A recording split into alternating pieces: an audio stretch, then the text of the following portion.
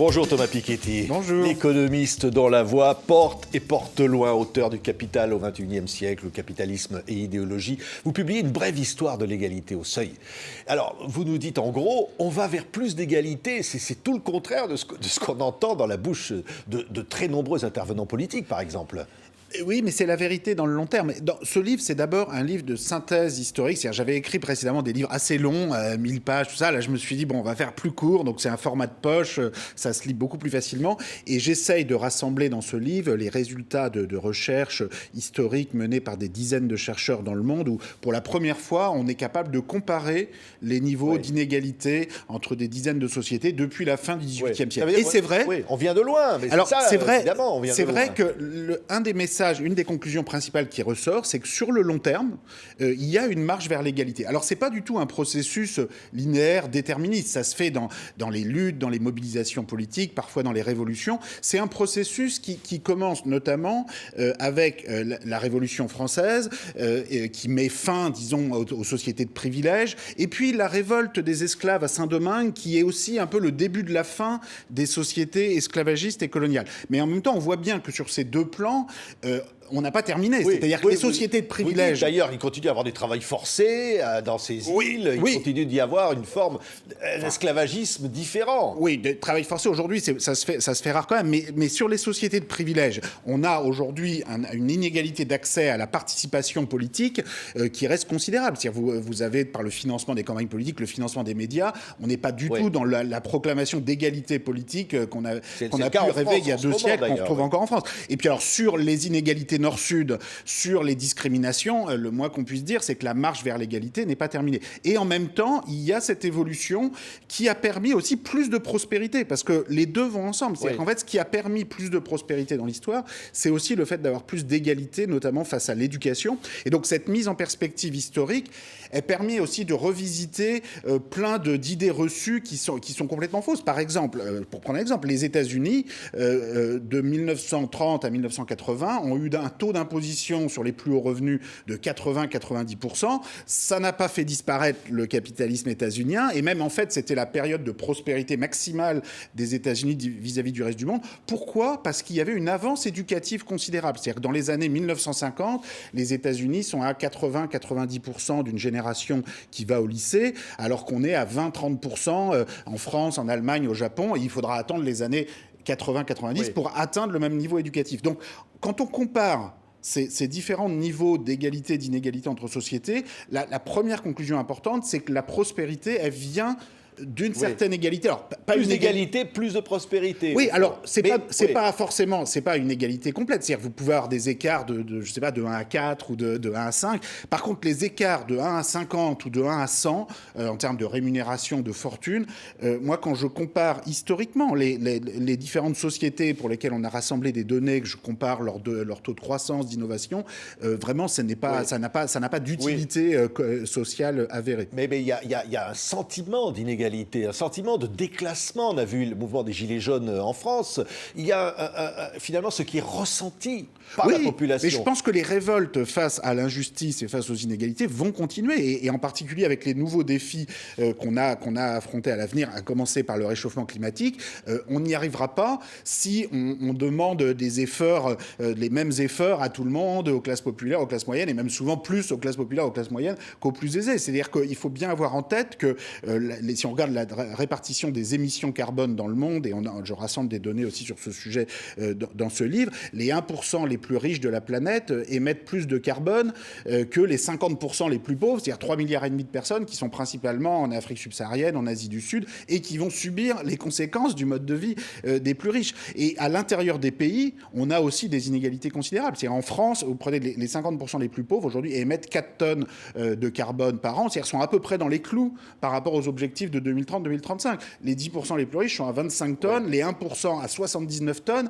Donc si vous avez une solution qui veut ratiboiser tout le monde de la même façon, ça ne va pas Oui. marcher. Vous allez avoir de nouvelles révoltes comme celle des Gilets jaunes. Et donc, il n'y a pas de solution à notre défi climatique qui ne soit pas en même temps une très forte réduction des inégalités, une répartition des efforts qui demande beaucoup plus aux plus favorisés qu'aux classes moyennes et aux classes populaires. Oui, mais il y a le déficit patrimonial, j'allais dire les différences, les inégalités patrimoniales, au-delà des salaires. C'est vrai. Qui sont énormes, notamment en France. Qui sont énormes. C'est-à-dire que c'est ça aussi le message... Ceux qui possèdent des logements, etc. Le message complexe que j'essaye d'envoyer dans ce livre, c'est que si on regarde les inégalités patrimoniales dans le long terme, donc qui possède quoi dans la société, il y a eu une certaine marche vers l'égalité, mais en même temps, si on prend les 50% les plus pauvres, vous voyez, aujourd'hui, dans un pays comme la France, ils vont posséder 6% de tout ce qu'il y a à posséder. Bon, au 19e siècle, c'était 2%. Alors, c'est mieux 6% que 2%, mais pour 50% de la population, c'est quand même pas terrible. Les 10% les plus riches, eux, ont baissé, étaient à 80-90% du total au 19e siècle, sont aujourd'hui à 60%. C'est principalement les 40% qui sont entre les 10% les plus riches et les 50% du bas qui ont un peu bénéficié, que j'appelle la classe moyenne patrimoniale, qui possède quand même aujourd'hui une part de tout ce qui est à posséder plus importante qu'il y a un siècle, qui a eu tendance un peu à décliner ces 20 dernières années, mais qui reste en part dans le total plus importante qu'il y a un siècle. Par contre, les 50% les plus pauvres, comme je disais, 6% du total, ne possèdent toujours quasiment rien. Donc la grande question que je pose pour l'avenir, parce que dans la question de ce qu'on possède, c'est aussi la question du pouvoir vis-à-vis de sa propre vie. C'est-à-dire que quand vous possédez rien, vous êtes obligé de tout accepter. C'est-à-dire que n'importe quel salaire, n'importe quelle condition de travail... C'est le pouvoir politique, au fond. C'est le pouvoir politique, c'est le pouvoir de participation à la vie civique, à la vie économique aussi. C'est-à-dire que si vous possédez ne serait-ce que 100 ou 200 000 euros dans un pays comme la France, vous pouvez créer une petite entreprise, vous pouvez acheter un logement. Enfin, vous n'avez pas besoin d'accepter n'importe quel salaire, n'importe quelle condition de travail. La question, c'est comment on arrive à une société où tout le monde, comme ça, possède un peu. Et moi, ce que j'essaye de montrer dans le livre, c'est que le mouvement vers l'égalité qui s'est fait au cours de l'histoire, il ne s'est pas fait tout seul. C'est-à-dire il s'est fait avec la mise en place d'impôts progressifs sur le revenu, sur les successions, sur les plus hauts patrimoines, les plus hauts revenus. Il s'est fait avec le développement d'un État social, d'un système d'accès à l'éducation, à la santé. Si on veut aller plus loin, en particulier sur le patrimoine, moi, je pense qu'il faut réfléchir à d'avoir, en plus d'un revenu de base qui existe déjà un petit peu actuellement dans un certain nombre de pays, en tout cas d'Europe, d'avoir un système d'héritage minimum à l'âge de 25 ans qui permet à tout le monde d'hériter un minimum. Bon, au-delà de ça, il y a toutes les questions d'inégalité nord-sud. Et de discrimination aussi en France. La question identitaire qui en ce moment est survoltée dans la campagne électorale, c'est ces inégalités liées à l'appartenance à une communauté ou autre. Oui, alors ça c'est terrible, c'est qu'en plus on a toute cette obsession actuelle dans les discussions sur l'identité, et en fait tout ça c'est aussi une excuse pour ne rien faire pour lutter contre les discriminations. C'est-à-dire qu'on aurait besoin aujourd'hui d'un système qui permette de mesurer de façon objective le racisme, les actes discriminatoires, le fait que quand vous avez tel prénom, tel nom de famille, telle apparence physique, vous n'avez pas les mêmes recrutements, les mêmes entretiens d'embauche. Alors certains disent on va demander aux gens de modifier leur prénom. C'est Éric Zemmour. Oui, modifier les prénoms, sauf qu'après, qu'est-ce qu'on fait? Alors on modifie les noms de famille, et puis après on passe à la chirurgie esthétique. Enfin, à un moment, on peut aussi simplement se dire on pourrait juste lutter contre les discriminations. C'est-à-dire qu'on a des solutions complètement délirantes qui arrivent dans le débat, alors qu'il faudrait assumer la diversité des origines qu'il y a dans nos sociétés, qui est une réalité durable, et les jeunes générations, heureusement, l'ont beaucoup mieux compris que un certain nombre de personnes qui, heureusement, vont arrêter de polluer le débat à un moment donné dans l'avenir. Donc moi, je m'inquiète pas non plus trop de ce point de vue-là, parce que je pense que les jeunes générations comprennent qu'il faut une approche beaucoup plus ouverte, pratique de ces diversités d'origine, et pour essayer d'avancer ensemble. Il y a la question des inégalités nord-sud, moi, qui me semble aujourd'hui la plus préoccupante. C'est-à-dire que quand on a des débats comme on a eu en 2021 sur la taxation des multinationales, dont on peut dire que c'est un pas en avant vers une discussion à l'échelle globale de la notion de justice fiscale, donc on peut dire que c'est déjà un progrès. Sauf qu'il y a deux problèmes. Bon, le taux de 15% est très très insuffisant, c'est-à-dire les PME, les classes moyennes aimeraient bien payer que 15% d'impôts, mais elles ne peuvent pas se créer une filiale dans un paradis fiscal. Donc ça, c'est un gros problème. Mais le problème encore plus grave dans dans les discussions, c'est qu'on a complètement oublié les pays du Sud. C'est-à-dire qu'en fait, ce sont les pays du Nord qui se partagent des profits qui sont actuellement localisés dans des paradis fiscaux. Alors qu'il aurait fallu qu'au moins une partie de ces profits faits par les acteurs économiques les plus puissants de la planète, multinationales, milliardaires, soit partagée entre tous les pays du monde en fonction de leur population. Parce qu'à la fin des fins, vous savez, il y a deux choses. D'abord, il n'y aurait jamais eu d'enrichissement occidental ou d'enrichissement chinois ou d'enrichissement de qui que ce soit sans les pays pauvres. C'est-à-dire que c'est un système de division internationale du travail, d'exploitation parfois effrénée des ressources naturelles ou des ressources humaines de la planète qui a permis la révolution industrielle, qui a permis aujourd'hui le développement. Donc il n'y aurait pas de pays riches sans pays pauvres, il n'y aurait pas d'enrichissement. Et puis par ailleurs, il y a un droit minimum de chacun au développement, d'accès aux vaccins, mais plus généralement à la santé, à l'éducation. Et vous savez, il suffirait qu'une partie des recettes des multinationales, des milliardaires, des acteurs les plus riches de la planète soit partagée entre tous les pays du monde simplement en fonction de la population. Rien que ça donnerait des recettes fiscales sur lesquelles pourraient compter des pays comme le Mali ou l'Afghanistan ou la Somalie pour investir dans un système de santé, d'éducation de façon prévisible, au lieu d'être tout le temps à la merci de pays riches qui prétendent parfois financer de l'aide internationale, mais qui en fait, vous savez, l'aide internationale vers l'Afrique, c'est 4 fois plus faible que les flux sortants de profits réalisés par les compagnies occidentales, ou chinoises d'ailleurs parfois, en Afrique.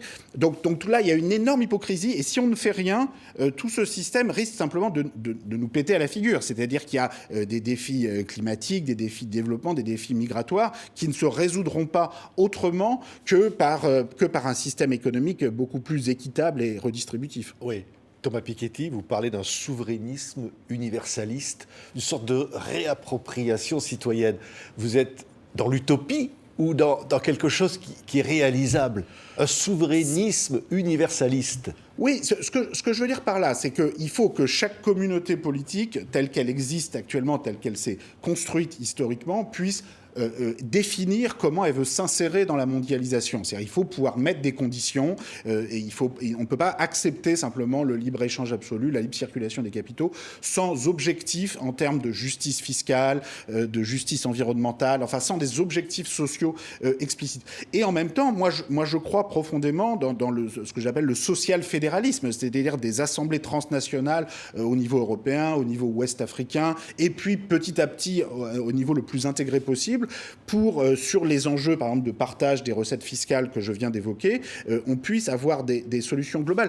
Est-ce que tout ça est complètement irréaliste? Non, parce que, vous savez, ce socialisme démocratique, fédéral, écologique, métissé, que j'appelle de mes voeux, il n'est pas censé arriver la semaine prochaine. Des évolutions, il y en a déjà eu, des évolutions considérables. C'est-à-dire que le système d'économie mixte social-démocrate avec un État social qui mutualise 50% des richesses produites qui existent aujourd'hui en Europe, par rapport au capitalisme de 1910, colonial, autoritaire, patriarcal, etc., enfin, les transformations en un siècle sont considérables. Et donc moi, le système que je décris pour l'avenir, pour le XXIe siècle, si vous voulez, oui, il est différent du système actuel, mais il n'est pas plus différent du système actuel que le système actuel ne l'est du système il y a un siècle. Donc cette marche vers l'égalité, c'est pas un vœu pieux, c'est l'histoire en marche, telle qu'elle s'est faite dans des révoltes, dans des révolutions, mais aussi dans des projets de transformation institutionnelle. C'est-à-dire qu'il ne suffit pas de protester, de se plaindre des institutions actuelles, il faut en mettre d'autres sur la table. Et donc moi, c'est à cette perspective constructive que j'invite tout le monde, parce que je pense que ces questions économiques sont trop importantes pour être laissées à un petit groupe d'experts, de dirigeants. Et c'est d'abord l'objectif de ce livre que de démocratiser ce savoir historique et économique. Merci Thomas Piketty. Une brève histoire de l'égalité. C'est absolument passionnant. C'est publié au Seuil. Merci beaucoup d'avoir été notre invité. Merci.